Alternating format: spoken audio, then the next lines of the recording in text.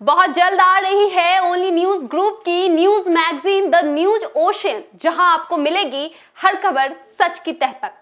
Hello hi students, welcome to only UPSC. Only UPSC पर आपका स्वागत है। ये इकोनॉमिक्स की आपकी अगली क्लास है। क्लास शुरू करूं उससे पहले कुछ बात बहुत ज़रूरी है, इसलिए कहना भी ज़रूरी है। कहना ये है कि एक टीम है जो दिन रात आपके लिए काम करती है।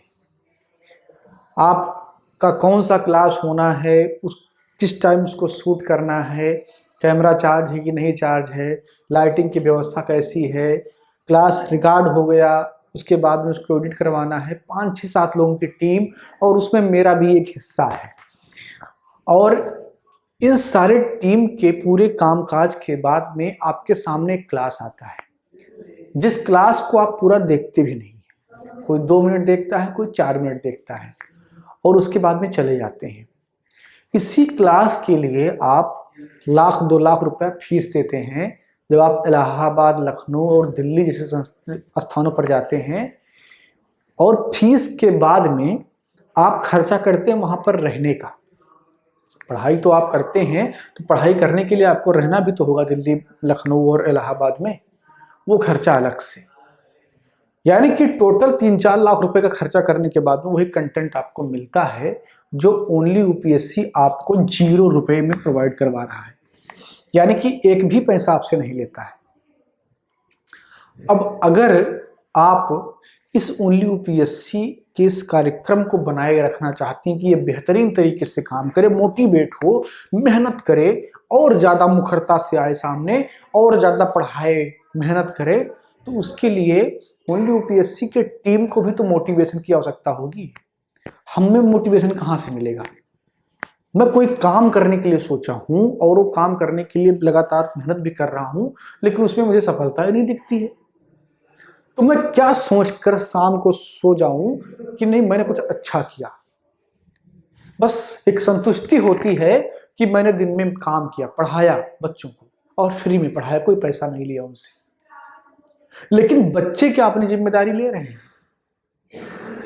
4-5 हजार लोग देखते हैं रेगुलर, लेकिन बस उतने तक अगर मुझे पढ़ाना होता तो मैं भी कहीं ऑफलाइन कोचिंग खोल देता, क्योंकि मुझे तो फ्री में पढ़ाना है। शिक्षा को जन जन तक मुफ्त में पहुंचाना है। मैं कहीं भी सेंटर खोल के बैठ जाता, इतने लोगों का लाभ मैं कर देता। मुझे लाभ इनका सिर्फ नहीं करना है, मुझे 10-20 लाख लोगों का लाभ करना है। और मेरे इस यात्रा में आप भी हमारे सहयोगी हैं, जो अभी देख रहे हैं इस चीज को। आप हमारे परिवार हैं, ओनली यूपीएससी के परिवार के तरीके से। लेकिन आप मैं समझता हूं कि सबके पास समय का अभाव है, लेकिन जिस वक्त आप क्लास देख रहे हो उस वक्त उसको एक बार लाइक कर देने से ये वीडियो और कई लोगों के पास चला जाता है। उसको जब आप शेयर कर देते हैं, आप अपने फेसबुक पर शेयर कर दीजिए। आप हर व्यक्ति के मोबाइल में 4-5 व्हाट्सएप ग्रुप होंगे, और 20-25 लोग तो कांटेक्ट में होंगे जो पढ़ाई लिखाई का काम करते होंगे, उनको शेयर कर दीजिए। इससे क्या होगा, और कुछ लोगों का भला होगा, और सबसे खास बात कि मेरा मोटिवेशन बना रहेगा। तो जब मेरा मोटिवेशन बना रहेगा तो मैं बेहतर तरीके से काम करूंगा, जिसका फायदा आपको ही मिलना है।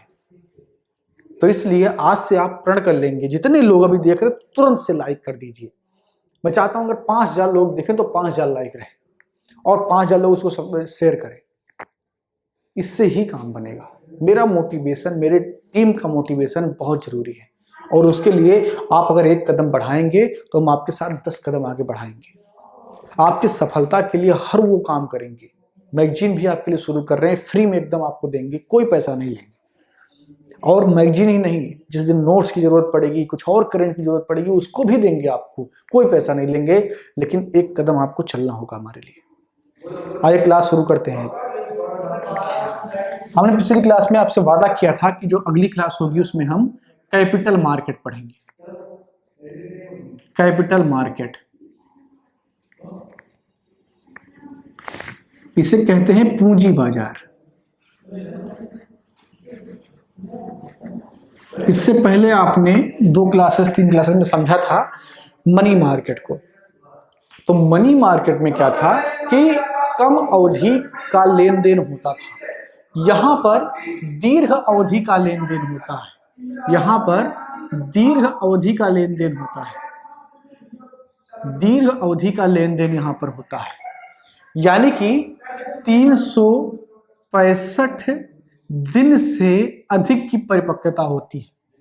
जो परिपक्वता की अवधि होती है, यानी कि जो मैच्योरिटी पीरियड होता है, वो 365 दिन से अधिक होता है। ठीक है ना। वहां पर क्या था, जो मनी मार्केट था वहां पर 365 दिन तक ही था, यानी कि उससे आगे नहीं था। ये क्या है, 365 दिन से भी ज्यादा होगा। तो जब किसी बैंक को, किसी बड़े उद्योग को पैसों की आवश्यकता होती है, तो जिनके पास अधिशेष होता है वो उनको प्रदान करते हैं ऋण के रूप में। ठीक है। अब ये समझते हैं कि इस बाजार में भागीदार लोग कौन कौन होते हैं जो इस बाजार में सम्मिलित होते हैं। कैपिटल मार्केट और मनी मार्केट को मार्केट क्यों कहते हैं, ये तो मैंने आपको समझाया था। ठीक है। जो नए जुड़ रहे हैं उनको ये बता दूं कि बाजार वह स्थान होता है जहां पर क्रेता और विक्रेता होते हैं। तो पूंजी बाजार का ये मतलब है कि यहाँ पर लोन लेने के लिए कोई बैठा है और कोई उनको पैसा देने के लिए बैठा है, तो इसीलिए इसको बाजार कहा जाता है। ठीक है। अब आइए ये समझते हैं कि पूंजी बाजार के भागीदार लोग कौन हैं। ठीक है ना। पूंजी बाजार के भागीदार कौन हैं? पूंजी बाजार के भागीदार लोग कौन कौन हैं? तो इसमें सबसे पहला भागीदार है आरबीआई, यानी कि रिजर्व बैंक ऑफ इंडिया। ये नियामक का काम करता है, ये नियामक का काम करता है। जो दूसरा है वो है आम निवेशक।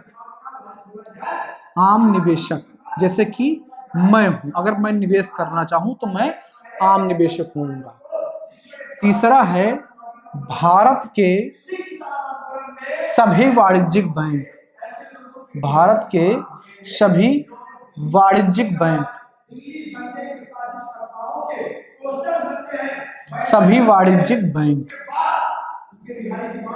भारत के सभी वाणिज्यिक बैंक। चौथा है बड़े उद्योग, बड़े उद्योग जिनकी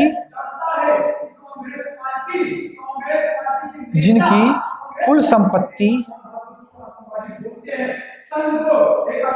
संपत्ति 4 करोड़ से कम ना हो, 4 करोड़ से कम ना हो। ठीक है ना। इसके अलावा ये 4 हो गए। इसके अलावा 5वां अन्य वित्तीय संस्थान, अन्य वित्तीय संस्थान।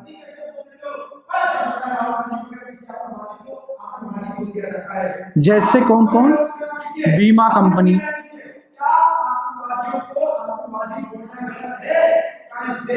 ETC। ठीक है।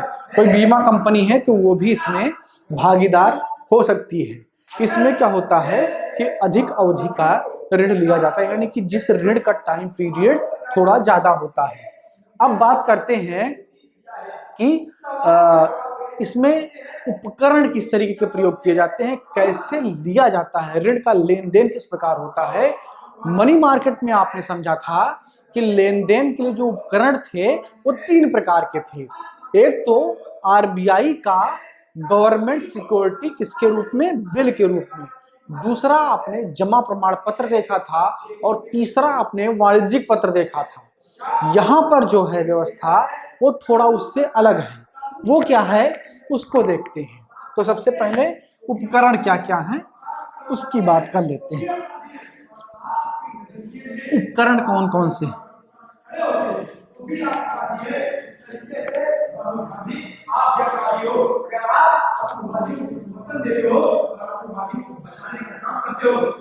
पूंजी बाजार के उपकरण, पूंजी बाजार के उपकरण कौन कौन से हैं उसको समझ लीजिए। तो पूंजी बाजार का जो उपकरण है वो सबसे पहला है सरकारी प्रतिभूतियां,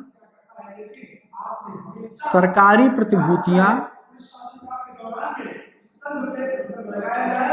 बॉन्ड के रूप में,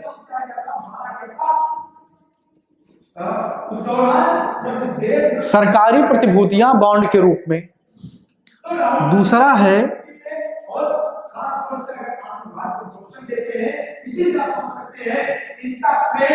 औद्योगिक पत्र। औद्योगिक पत्र ये दो रूप में होते हैं, अंश पत्र के रूप में जिसे शेयर कहा जाता है, शेयर मार्केट का नाम आपने सुना होगा, वो इसी में आएगा। और दूसरा ऋण पत्र, दूसरा ऋण पत्र, ठीक है।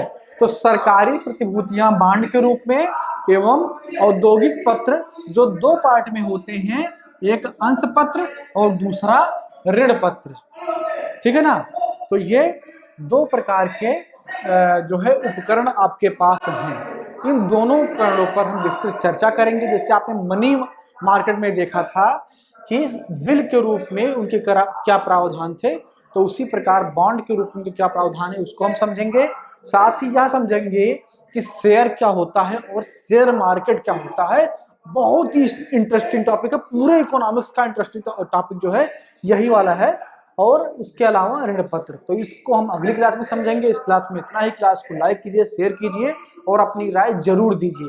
अगर कुछ शोर की वजह से आपको इस क्लास में बाधा पहुंची हो तो उसके लिए हम माफी चाहते हैं। ऑफिस में कुछ और काम हो रहा है इसलिए थोड़ा बहुत शोर है।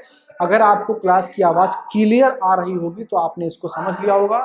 थोड़ा उससे अगर कष्ट हुआ होगा तो उसके लिए माफी चाहता हूँ। फिर भी आप लगातार अपना ध्यान बनाए रखिए। जो बात मैंने शुरुआत में कही उसको थोड़ा ध्यान दीजिए और हमारी मोटिवेशन के लिए लाइक, शेयर और कमेंट जरूर कीजिए। धन्यवाद। बहुत जल्द आ रही है ओनली न्यूज ग्रुप की news magazine the news ocean, जहां आपको मिलेगी हर खबर सच की तह तक।